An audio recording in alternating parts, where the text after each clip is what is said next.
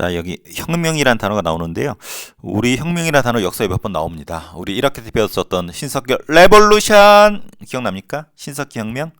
그렇죠. 신석 시대 때 농사 시작되면서 엄청나게 큰 변화가 있었죠. 그것을 신석기 혁명, 선생님 표현대로면 신석기 레볼루션이라 불렀어요. 엄청 큰 변화가 있었기 때문에.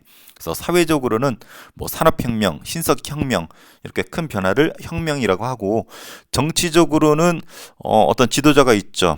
왕이 되었든 대통령이 되었든 요새끼가 깝쳐 자기 권력의 욕심이 멀어서 나쁜 짓을 하거나 왕으로서 대통령으로서 역할을 제대로 못해요. 그러면 국민들이 얘를 쫓아내버리는 거, 이것을 정치적으로도 혁명이라고도 합니다. 우리 중학교 때 배웠죠. 예를 들면 뭐 청교도 혁명, 명예혁명, 프랑스 혁명, 요와 같은 사례들은 왕을 쫓아낸 거고, 이렇게 우리나라에서 대통령 결론적으로 이승만을 쫓아내는데 이것을 혁명이라고 부릅니다. 그래서 이승만을 쫓아낸 이 혁명을 4.19 혁명이라고 해요. 그럼 이승만 뭘 잘못했길래 4.19 혁명을 쫓겨났는지 보도록 하겠습니다. 먼저 3.15 부정선거를 합니다. 3월 15일 날 부정선거를 해. 왜 하냐면 대통령 선거가 열렸어요. 60년 3월 15일. 먼저 우리 앞서 배운 거 한번 볼까요? 초대 대통령 이승만 되었죠. 근데 간선제로 대통령 안 될 것 같으니까 헌법을 바꿨죠. 발췌기원으로 직선제로 바꿔서 두 번째 됐고, 근데 세 번째도 나오고 싶은데 헌법에 의해서 못하게 되어 있잖아. 그래서 사사오입 개헌 혹은 반올림 개헌이라 해서 중임 제한을 없앴죠. 이승만만. 그래서 세 번째 나왔죠. 그래서 됐어요. 근데 또 나옵니다. 그래서 요 네 번째 대통령 선거가 60년 3월 15일 날 열리게 되는데 요때 문제가 생겨요. 그래서 이 날이 3월 15일입니다. 그래서 여당은 대통령을 배출한 당이었죠. 현재 여당은 자유당, 그 다음에 야당의 민주당 이렇게 맞붙습니다. 그래서 이승만 대통령이 나왔고 야당엔 조병옥, 그 다음에 부통령의 자유당 이기붕, 민주당 장면. 이름들이 다 멋있었죠. 승만, 병옥, 기붕, 장면. 이 중에 으뜸은 장면. 졸라 멋있는 장면이다. 짜장면 먹고 싶네. 장면.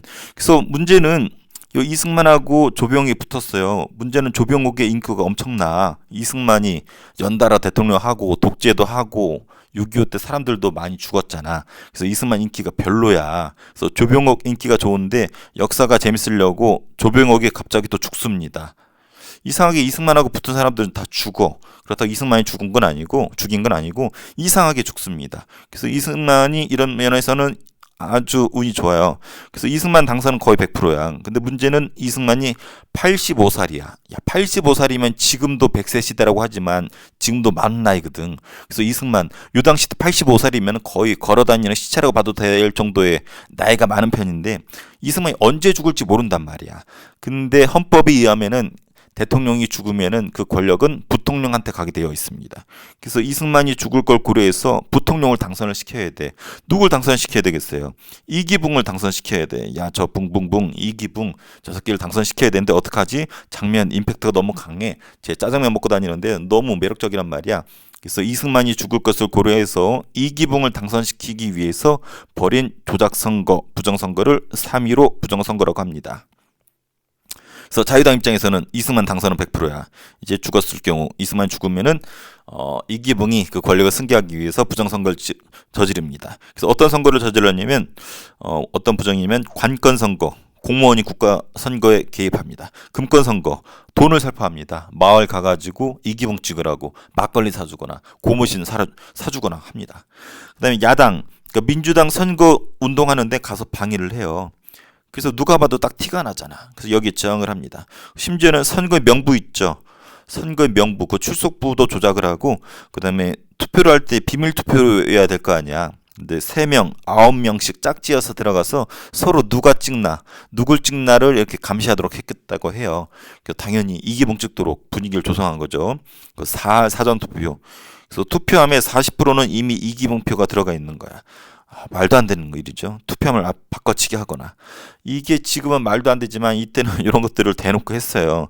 그렇지만 아무리 대놓고 하더라도 어느 정도 적정껏 했어야 되는데 이런 소문이 퍼지면서 시위가 벌어집니다. 먼저 3.15 전에 2월 28일 날 대구에서 먼저 시작이 됐어요. 이런 거 봐봐. 관건, 금권 선거나 선거유세 방해하잖아. 그래서 이렇게 대놓고 하니까 대구 지역에서 2월 28일 날 시위가 있었는데 대구 지역에 가면 228 요 시위한 현장에다가 기념 공간을 이렇게 만들어 놨어요. 그래서 대구는 좀 이런 부분에 되게 자존감이 강해. 2월 28일 날 우리가 보통 3.15 부정선거라고 하는데 그에 앞서서 2월 28일 날 대구에서 먼저 시작을 했습니다. 그 다음에 선거 당일이 며칠이에요? 3월 15일이죠. 3월 15일 날 각지에서 시위가 전개가 됩니다. 어떤 시위를 전거했겠어요? 선거 다시 하라. 부정선거다. 정통령, 부통령 선거 다시 하라. 이런 구호를 내세우면서 선거 당일날 3월 15일 날 각지에서 시위가 벌어지는데 문제가 터진 게 여기야.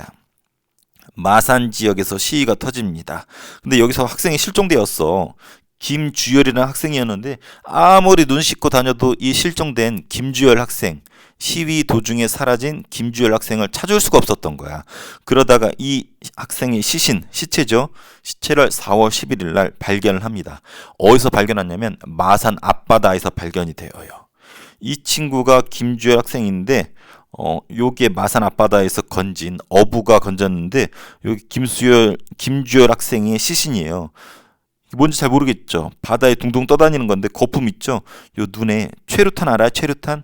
시위를 진압하려고 총 앞에 달고서 빵 쏘면 뭔가 날아가거든. 날아가면 뚝뚝 떨어져 가지고 거기서 연기가 쫙 나오면서 그 연기를 맞으면 콜록콜록 되고 숨을 제대로 못 쉬어. 그래서 시위를 하는 학생들을 시민들을 해산시키기 위해서 이 최루탄이 나중에도 계속 쓰이게 되는데 요때도 여기 쓰였나 봐. 근데 그 최루탄이 시위 진압하는 데 써야 되는데 이 학생 김주열 학생 눈에 박힌 채로 시체가 마산 앞바다에 둥둥둥 떠다니고 있는 거야. 알고 봤더니 그물에 묶어서 이 김주열 시신이 바다에 있었는데 이게 어떠한 이유인지 끊어져 가지고 앞바다 위에 둥둥둥 떠다니는 것을 어부가 발견하고 사진을 찍은 거예요. 요게 근데 학생의 시신에 그것도 3.15 부정선거 비판하는 시위에 참여했던 학생이 체류탄에 눈이 박힌 채로 시체가 발견되니까 이건 누가 봐도 의도적이잖아. 그래서 요것 때문에 마산 사람들의 눈이 뒤집혀집니다. 그래서 마산뿐만 아니라 요 시위가 마산 남쪽이거든요. 시위가 전국으로 확산이 됩니다. 그래서 분노한 학생과 시민들이 격렬히 시위를 전개하게 되는데 문제는 이 정도 되면 좀 눈치를 채고 야 좋댔다 하고서 수습을 하려고 생각해야 되는데 하지 말아야 될 말을 해버려요. 요 시위 뒤에는 공산당 빨강이들이 있다. 빨강이들이 학생과 시민들을 부추겨서 시위를 주도하고 있는 것이다 라고 정부가 발표를 해버립니다. 한마디로 화가 난 부정선거에 화가 난 그리고 이 학생의 죽음에 화가 난 시민과 학생들의 이 흥분을 단지 배후에 공산당 빨강이들이 부추겨서 일어난 시위라고 끓는 물에 기름을 부어버립니다. 그래서 이걸 계기로 시위가 전국으로 확산이 돼요. 그래서 시위가 전국으로 확산이 되는데 촉발시켰던 주인공 이 김주열 학생입니다.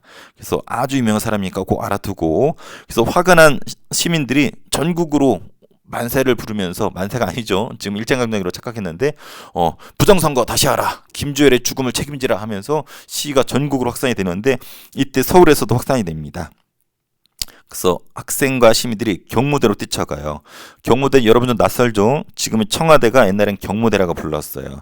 그래서 경무대로 사람들이 막 뛰쳐가면서 정통령 선거 다시 해라. 부통령 선거 다시 하라. 김주열의 죽음에 책임지라. 하고 있는 이 시위대에 경찰이 발포, 총을 드르륵 쏴버립니다. 요게 4월 19일이에요. 야, 시위도 할 수 있고 부정선거에 대해서 규탄 비판도 할 수 있잖아. 거기다가 총을 쏴버렸어. 바바바바바바. 그래서 100여 명 넘게 수많은 사람들이 다치거나 죽습니다. 그래서 많은 사상자가 발생했고 시위가 더 격화돼. 그래서 정통령, 부통령 선거 다시 하라. 죽음에 책임지라. 발포자 책임지라. 난리가 난 거지. 선생님이 지금 차분하게 얘기하지만 그 당시 총을 쏘는 경찰을 향해서 난리가 났겠죠. 그래서 시위가 아주 격화됩니다. 그러니까 정부가 어떻게 했냐면 비상계엄을 선포해요. 좀 익숙한 단어죠. 비상계엄. 계엄은 사회 질서를 확보하기 위해서 군인을 푼 거예요. 원래 질서는 경찰이 단속하는데 군인을 풀어서 단속하는 거고 군대를 동원해 옵니다. 그래서 요 시위를 단속하기 위해서 총칼을 찬 군인들을 동원을 하는 거야. 이쯤 되니까 시위가 더 격화돼. 사람들도 이미 100여 명 넘게 다치거나 죽었고. 그러니까 이쯤 되니까 누가 나섰는지 알아요? 대다수 시민들도 동참을 해. 초반에는 학생들이 주도를 했다가 나중에 시민들까지 동참하면서 온 동네가 난리가 납니다. 서울에서 난리가 났어. 그런데도 강경하게 진압을 하고 이쯤 되니까 누가 나타나는지 알아요? 그렇죠. 초딩들이 나섭니다. 초딩들이 사탕 먹다 말고 뛰쳐나옵니다. 총 쐈잖아. 자기 형 오빠들을 향해서. 그래서 초딩들이 사탕 먹다 말고 마이쮸 먹다 말고 마이쮸 졸라 맛있네. 언니 오빠들에게 총을 쏘지 마세요. 졸라 맛있어. 마이쮸 하나 더 줘봐 하면서 초딩들이 시위에 나섭니다. 그런데도 이 사태가 진정이 안 돼. 이쯤 되니까 누가 나섰냐면 대학 교수들이 나섭니다. 요게 그 당시 모습이에요. 아주 유명한 사진인데, 야, 지금 대학교도 많고 교수들도 많잖아. 근데 이때 대학교 몇 개 안 돼. 교수들도 몇 명 안 돼. 진짜 우리나라 지식인들이거든. 그래서 그 당시 지식인이라 할 수 있는 대학 교수들이 뛰쳐나와서 뭐라 썼는지 알아요?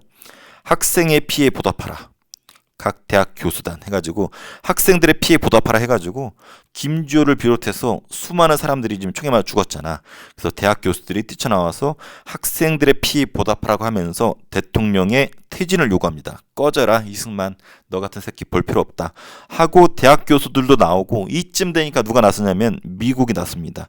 미국 대사 있죠? 우리나라에 와 있는 미국 외교관들, 미국 대사라고 해요. 이승만 찾아갑니다. 아, 이승만 안 되겠습니다. 책임지십시오. 해가지고 이승만이 하야 성명을 발표합니다. 하야는 물러나겠다는 뜻이에요. 그래서 이승만이 연설을 하죠. 아, 국민들이 원한다면은, 국민들이 옛날부터 원했는데 뒤늦게 깨달은 것 같아요. 그래서 국민들이 원한다라면 하야하겠다라는 말을 남기면서 이승만이 하야 성명을 발표하고 미국으로 돌아갑니다.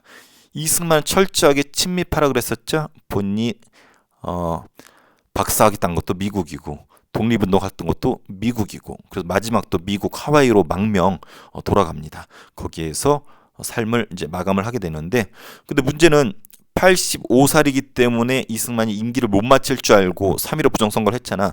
근데 역사가 재밌으려고 이승만이 임기를 마칠 수 있었어. 죽은 거 보니까. 그래서 굳이 3.15 부정선거 안 해도 이승만이 임기를 마쳤을 것 같은데 결론적으로는 부정선거를 해서 쫓겨납니다. 참 웃기죠. 그래서 이승만, 물론 이승만 아래 부하들 정치인들이 했겠지만은 부정선거랑 사람들을 향해서 총을 쏘고 이런 부당한 권력을 행사한 것에 대해서 저항했기 때문에 우리가 이 사건을 4.19 혁명이라 부릅니다. 우리나라 현대사에서 첫 혁명이고 여러분 공부하기 편하게 1960년에 터집니다. 그래서 1960년 4.19 혁명, 3.15 부정선거로 대표되고 학생 시민들을 향해서 총쏜 이런 사태에 대해서 책임을 지고 이승만이 쫓겨납니다. 이승만은 항상 1등이었던 것 같아. 미국에서 최초의 박사학위 땄고 대한민국 임시정부 초대 대통령, 임시정부에서 쫓겨난 대통령, 그 다음에 대한민국 초대 대통령, 대한민국에서 쫓겨난 첫 대통령 항상 1등입니다. 그래서 공부하기 편하죠. 이승만이 쫓겨났습니다. 그래서 이승만 독재 정권이 붕괴되었어요. 그래서 남산에 있는 이승만 동상을 끌어내리고 폭파시켜버립니다. 자, 이게 어떤 의미가 있냐면 학생과 시민들이 독재 정권을 무너뜨린 민주주의 혁명이에요. 민주주의. 어차피 대통령도 국민들을 대표하는 어떤 하수인, 어떤 심부름꾼일 뿐이거든. 근데 그 사람이 권력을 탐하고 사람들을 죽였죠. 그래서 민주주의 혁명, 4.19 혁명입니다. 근데 요것이 시작이 어렵다고 요거 이후에 민주주의 운동 있죠. 민주화를 위한 운동들이 뒤에 계속 일어나거든요. 예를 들면 광주 민주화 운동, 뭐 부마 민주화 운동, 부마 민주화 운동이 먼저죠.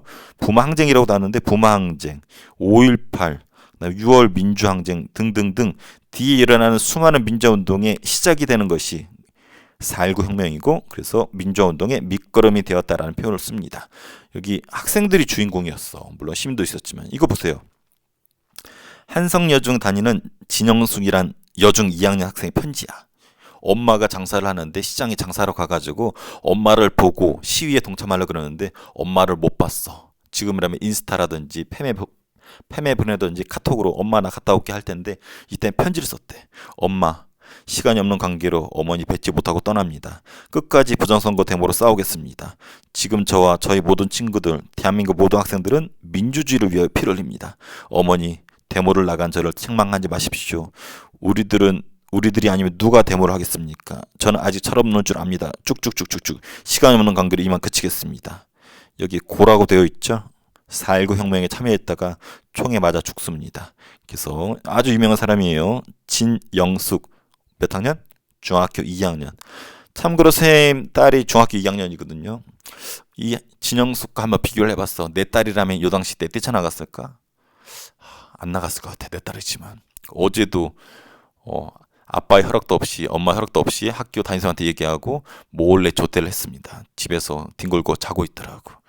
생리결석 딸인데 생리조퇴 쓰고 생리통이 심하다고 가가지고 뒤집어 자고 있더라고. 막 이거 보는데 선생님이 수업 준비하는데 진영숙하고 막 오버랩 비교되는 거야. 야, 우리 딸 이 당시였다면. 그래서 근데 이 당시 때 중학생은 지금 중학생하고 좀 다릅니다. 관심사가 다르죠. 이때는 사회가 아주 혼란스러운 시기였었고, 지금은 이런 민주화 운동 때문에 아주 우리 편안하게 공부할 수 있는 시대죠. 그래서 우리 선배들한테 고마워해야 됩니다. 이 말 우리 딸내미한테 해주고 싶네요. 자, 그래서 서울에 가면은 이때 4.19 때 희생당한 사람들을 위해서 4.19 묘역이 조성되어 있고, 마산에 가면은 김주열 열사 동상이 있습니다. 마산 앞바다에서 발견되었잖아. 그 동상이 있고, 아까 여기 바다에서 건진 사진 있죠. 그거 이렇게 새겨놨어요. 참고로 교과서에 따라서 마산이라 안 하고 창원이라고 이렇게 표현된 교과서가 있을 거예요. 저기 경상도 요쯤에 있는 건데 여기에 큰 도시가 3개 있어요. 마산, 창원, 진해. 참고로 선생님이 진해 출신인데 마창진이라 그래요. 요 동네 사람들은 마창진. 여기 합쳐졌어요. 여기 합쳐져 가지고 창원이라는 이름으로 통일이 됐습니다. 그래서 옛날엔 마산이라 불렀기 때문에 여기 선생님도 옛날 표현대로 아까 본 것처럼 마산시라는 표현을 쓴 거고, 지금 어떤 책에서는 창원이라고 가르쳐 놓고 표기한 게 있을 거예요. 행정구역이 마산이 창원으로 통합되었기 때문에 나온 거니까 그렇게 이해하면 좋을 것 같습니다. 자, 근데 문제는 이승만은 이제 밀어냈어. 근데 그 다음은 어떻게 하냐? 대통령이 쫓겨났잖아. 부통령도 없잖아. 선거 다시 해야 되잖아. 그래서 되게 혼란스럽죠. 그래서 허정이라는 사람을 등장시킵니다. 허정은 별명이 둥구리야. 둥구리. 되게 둥글둥글해.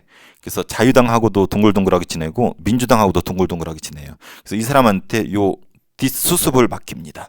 그래서 이 사람이 과도기로, 과도란 표현 나오죠. 중간 단계로, 새로운 정부가 구성되기 중간 단계로 요 사람한테 일을 시킵니다. 그래서 이 사람이 3.15 부정선거는 무효다라고 하고 헌법을 바꿉니다. 3차 개헌이에요. 우리 1차 개헌은 발췌 개헌, 2차 개헌 4.45 개헌, 이어서 3차 선거 개헌을 하게 되죠. 그래서 내각 책임제로 바꿉니다. 그리고 양원제. 지금은 단원제라고 해서 국회의원 한 종류잖아. 이때는 양원제, 양이 두를 뜻합니다. 두 가지 종류의 양원제가 이때 실시가 돼요. 그래서 3차 개헌이 실시가 됩니다. 그래서 내각 책임제가 뭐예요? 요거랑 좀 비교되는 게 뭐였습니까? 우리 앞서 이승만처럼 대통령제하고 비교된다라고 선생님이 앞서 소개한 적 있었죠. 대통령제에서는 대통령이 짱이고 내각 책임제에서는 총리가 짱입니다. 총리, 국무총리라고도 하죠. 총리는 어디서 선출해요? 국회의원을 많이 배출한 당에서 총리를 배출하고 얘가 행정부를 이끌게 되어 있죠. 근데 대통령제에서는 국회의원과 별개로 대통령을 따로 뽑고 얘가 행정부를 운영하게 되어 있죠. 그래서 대통령제랑 의원 내각제가 차이가 있다라고 앞서 소개한 게 있을 거예요. 그거 보세요. 한국 현대사 용어 선생님 정리한 거 있습니다. 그래서 우리나라 처음이자 마지막으로 내각 책임제 혹은 의원 내각제를 실시를 해요. 한마디로 국회의원을 배출하고 많은 국회의원을 배출한 당에서 국무총리를 뽑아서 그 사람한테 나라를 맡기는 체제예요. 이게 처음이자 마지막으로 우리나라에 있었어. 그래서 허정 과도정부 때 헌법을 바꿨는데 내각 책임제로 하고 양원제로 하겠대. 양원제는 참의원, 민의원은 있는데 두 종류가 있다라고만 알아두세요. 그리고 헌법을 바꿨잖아요. 이제 국회의원 뽑아야 될 거 아니야. 그래서 국회의원을 뽑는 총선거를 실시합니다. 대통령 뽑는 선거를 대선이라고 그랬죠. 국회의원 뽑는 선거를 총선이라고 앞서 소개했습니다. 그래서 이 총선 결과 민주당이 당연히 이기겠죠. 자유당이 나라 부정선거하면서 말아먹었잖아. 그래서 민주당이 압도적으로 승리를 거둬요. 그럼 아까 얘기했지만 민주당이 많이 국회의원을 배출했으니까 누굴 뽑을 수가 있어? 그렇죠. 국무총리 뽑을 수 있죠. 그래서 민주당의 후보 임팩트가 강했던 장면, 짜장면을 좋아하는 장면을 국무총리로 삼습니다. 근데 우리나라는 좀 애매모호하게 의원 내각제가 약간 변형을 줬어. 대통령도 두긴 했어. 그래서 윤보선이 민주당 소속으로 윤보선이 4대 대통령이 됩니다. 하지만 앞서 얘기했지만 내각 책임제는 대통령보다 누가 권리를 갖다? 권력을 총리가 잡는다. 그래서 이때를 장면 내각이라고 해요. 혹은 장면 정부라고 합니다. 왜? 대통령은 있지만 국무총리가 권력을 잡기 때문에 총리 이름을 딴 장면 내각이라는 표현을 씁니다. 그래서 이걸 좀 알아둬야 돼요. 요거 아까 빼먹었네요. 우리 이승만, 이기붕이 나왔었던 요 3.15 부정선거, 이것만 봐도 알 수 있죠. 민주당 표는 막 긁어서 지워버렸죠. 대놓고 부정을 저질렀어요. 자, 장면 내각 했던 일은 헌법을 또 바꿉니다. 그래서 4차 개헌, 아까 1차, 2차, 3차 4차 개헌에서 3.15 부정선거자 처벌합니다. 일부러 죽이기도 해요. 그리고 경제개발 5개년 계획을 수립합니다. 우리가 6.25 전쟁 끝나고 가장 급한 게 경제개발이거든. 너무 배고프고 못 살기 때문에 경제개발 5개년 계획을 수립을 합니다. 수립을 한 이유가 실시를 못했어. 왜냐면 금방 없어지거든. 뭐가? 장면 내각이. 그래서 뭐 경지, 농지를 정리한다라든지 산림 녹화, 우리나라가 너무 헐벗었어. 나무가 산에 없었기 때문에 땔감 때문에 다 베다가 그냥 땔감을 썼단 말이야. 산을 산림, 녹색으로 만들겠다. 나무 심기 사업, 국토 개발 사업, 도로 같은 것도 없고 항구 개발하고, 지방자치제, 공무원 공개 채용. 지금은 이런 게 당연하지만 이런 급한 거, 나라 초기에 6.25 전쟁 이후에 급한 것들을 하려고 했었습니다. 그래서 장면 내각이 나름대로 방향은 잘 잡았어. 하지만 아쉬운 점은 4.19 혁명으로 분출된 민주화 요구 있죠. 요걸 다 수용하지 못했어. 이때는 개판이었대. 자유라는 표현이 되게 생소한 시기였어. 우리 일제강점기 때 자유가 없었죠. 그 전에 대한제국, 조선왕조 때 자유가 없었죠. 심지어는 이승만한테도 독재했었잖아, 이승만이. 그러니까 자유라는 걸 제대로 누려본 경험이 없는 거야. 그래서 우스개로 이런 일이 있었대. 길을 지나가다가 누구랑 눈이 마주쳤어. 뭘 야려 해가지고, 뭘 째려봐 해가지고 주먹으로 그냥 얼굴을 막 때린 거야. 왜 때려? 그랬더니 내 자유야 해가지고 그걸 마치 자유인 양 착각을 한 사람이 있었대. 그럴 정도로 자유에 대해서 인식이 거의 없었고 누려본 적이 없는 거야. 그래서 수많은 민주화 요구가 막 폭발적으로 나오는데 그걸 제대로 감당하지 못했던 거죠. 그리고 부정선거자, 검은 돈 먹은 사람들 처벌해야 되는데 소극적이었고, 친일파 청산이나 제주도 4.3 사건 난리가 났었잖아요. 이런 것을 제대로 대처하지 못합니다. 그래서 그 당시 때 과제들을 제대로 대처를 못했어. 무엇보다 아쉬운 점은 민주당 내에서 파벌 싸움, 지들끼리 싸웁니다. 아까 대통령이었던 유보선과 국무총리였던 장면 이렇게 나눠서 구파, 신파 이렇게 싸워요. 구파가 좀 나이 드신 분들이야. 옛날 구자, 신파는 새로 신자. 그래서 젊은 사람들. 그래서 윤보선파, 장면파 해가지고 구파, 신파는 나눠서 지들끼리 으르렁 대고 있어. 그래서 국민들은 요거 빨리 해결하라고 난리인데 지들끼리 으르렁 대고 싸우고 있는 거예요. 그래서 혼란스럽죠. 요때 저 멀리에서 탱크 소리가 들립니다. 드르륵 하고 나타나는 애가 누구냐면 별 2개짜리의 박정희라는 군인이에요. 그래서 이것을 5.16 군사정변이라고 합니다. 그래서 등장하는 별 2개짜리의 박정희랑 차지철 이런 군인들이 쿠데타를 일으킵니다. 이것을 5.16 군사정변이라고 해요. 61년. 그러니까 4.19 혁명이 아까 몇 년이었어? 우리 외우기 쉽게 60년이었잖아요. 1년도 안 돼서 5월 16일 날 군사정변으로 박정희가 등장을 합니다. 그리고 장면이 쫓겨나면서 군인들이 권력을 잡기 시작합니다. 이때부터는 이제 박정희 시대인데, 근데 아까 여기 수많은 자유들이 분출되었는데 특징은 장면 정권 때 민주화 요구가 분출한다고 그랬었죠. 그래서 학생들이 이런 거 학도 호구나 배제하라. 야, 학교가 여러분 상상 안 가겠지만 그 당시 거의 군사 조직이었어. 반장이 중대장, 학생회장이 뭐 대대장 이런 식으로 전쟁 나면은 학교 자체를 군사적으로 그대로 전쟁터에 끌고 가기 위해서 군사적으로 개편해서 운영을 했었거든요. 이것을 학도 호국단이라 그러는데 이걸 폐지했어요. 폐지할 걸 요구했고, 학원 민주화, 학원이 여러분 다니는 수학학원이 아니라 학교를 학원이라 그랬는데 민주화. 왜냐 학교도 거의 군사적으로 운영이 됐었거든. 교장 선생님이 거의 뭐 장군이었어. 교감 선생님이 뭐 연대장이었었고 그런 식으로 학교를 거의 군대식으로 운영했는데 이런 거 폐지하라. 노동자 동민들 교원은 교원 노조, 노동조합 만들어달라. 이렇게 하면서 각각의 요구했었지만 제대로 대처를 못했다라는 거. 그 특이한 점은 평화통일운동이 벌어집니다. 아주 좀 진보적인 혁신 세력과 학생들이 중심이 돼요. 그래서 평화통일하자. 남과 북이 평화통일하자. 뭐 지금은 당연하지만 이때는 혁신적인 것이에요. 6.25 직후기 때문에 우리를 수백만 명 죽인 북한과 평화통일하자. 아주 앞서 나간 통일을 주장했었고, 중립화 통일하자. 야, 북쪽이 소련한테 기울고 중국한테 기울고 있고 우리 남쪽은 미국한테 막 기대고 있는데, 야, 중국, 소련, 미국 제끼고 우리끼리 중립화된 중립화 통일하자. 그리고 남북 협상, 주로 학생들이 중심이 돼서 남과 북의 협상을 주장했습니다. 그러면서 이런 거 주장해요. 가자 북으로, 오라 남으로, 판문점으로. 판문점이 뭔지 알죠? 이렇게 있으면 이렇게 휴전선 있죠? 거기에 휴전협정 사인했었던 중간지대가 있어요. 얘가 판문점인데, 야 북한 애들 모여, 남쪽 애들 모여, 판문점에서 우리 통일 논의하자. 그래서 학생들을 중심으로 가자 북으로, 오라 남으로, 판문점으로와 같은 상당히 혁신적인 진보적인 통일 논의가 오가던 시기가 요 시기입니다. 요게 좀 특징적이에요. 그래서 요 부분 좀 알아두세요. 자, 그래서 우리나라 최초의 정치적인 혁명 4.19 혁명을 받고 허정 과도 정부를 지나서 장면 정부가 들어선다고 배웠습니다. 자, 선생님이 좀 자세한 이유가 여러분들 배속을 빨리 하면은 이해하기 좋기 때문에 일부러 선생님이 압축 안 하고 빨리 하고 있는 겁니다. 자, 사진 통해서 정리해 볼게요. 사진이 많이 남아 있어요. 이때부터는 현대사는. 자, 4.19 혁명 3.15 부정선거가 기점이었죠. 근데 그 전에도 부정선거 낌새가 보이니까 대구에서 2월 28일 날 시위가 있었죠. 3.15 부정선거 봐봐. 3명이서 6명이서 막 짝지어서 가죠. 공개 투표하라는 거야. 부정선거라는 거죠. 그래서 이거 보면은 지금 투표함을 불태우고 있는 거야. 야, 투표함에 40% 미리 넣어놨다 그랬죠? 어떤 마을에 투표할 수 있는 사람이 100명인데 투표함 열어봤더니 150명 표가 나와버렸어. 말도 안 되는 부정이 저질러지는 거죠. 지들도 놀라가지고 태우고 있는 건데 그 사진을 찍은 거예요. 그래서 이런 게 알려지면서 마산에서 시가 벌어졌죠.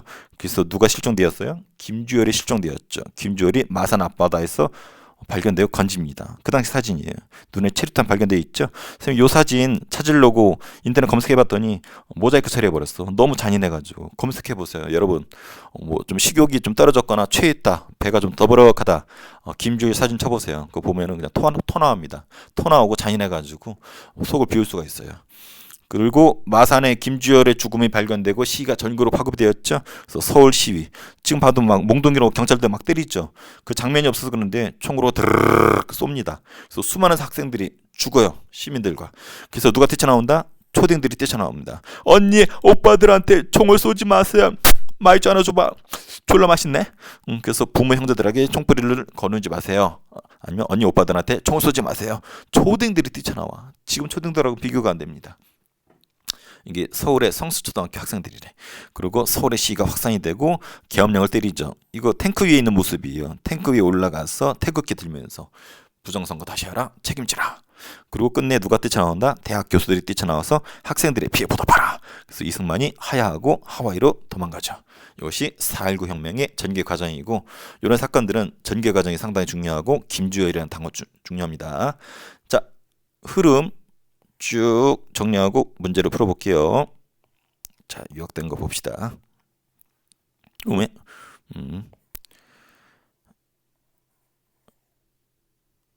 볼게요. 잠깐 지우고.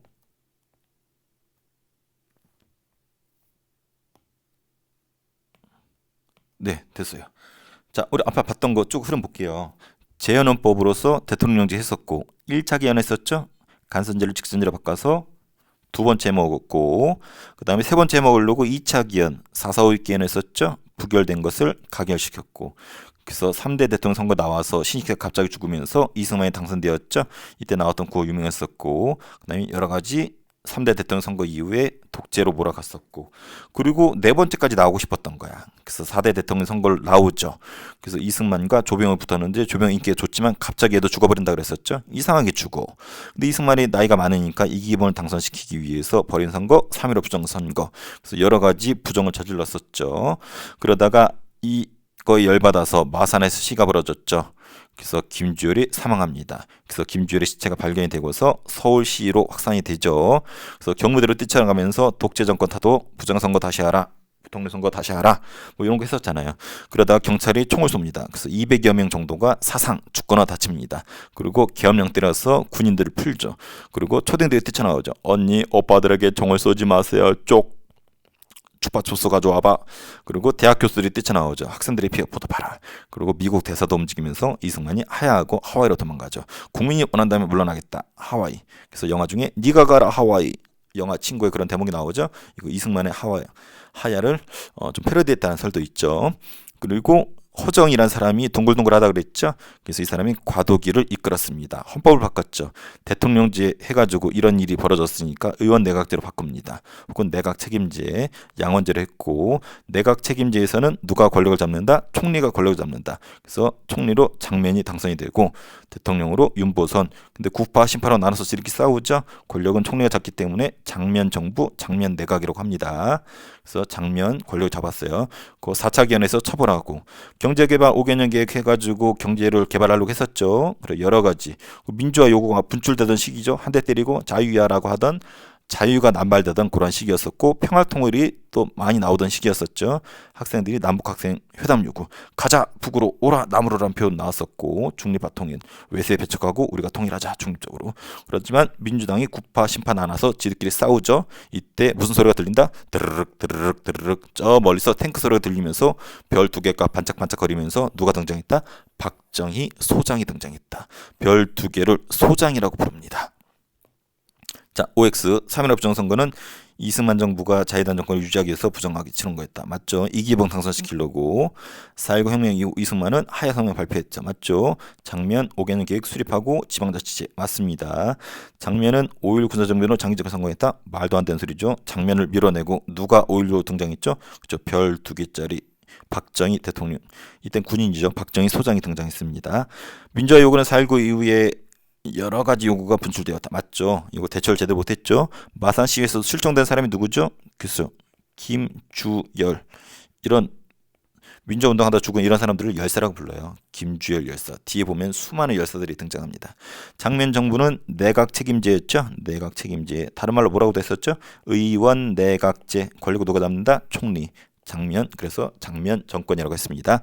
장면 내각은 경제개발 5개년 계획, 5개년 계획. 이걸 누가 따먹냐? 박정희가 그대로 써먹습니다. 그래서 계획 수립은 장면이 있지만 이것을 빼앗아서 실행한 사람이 박정희예요. 5월 16일 날 5.16 군사정변이 일어났죠. 박정희에서 4월 어디로 향한 시위대한테 경찰이 총을 쐈나요? 그렇죠. 지금은 청와대지만 옛날에 경무대라 불렀었죠. 한번 복습해 보세요.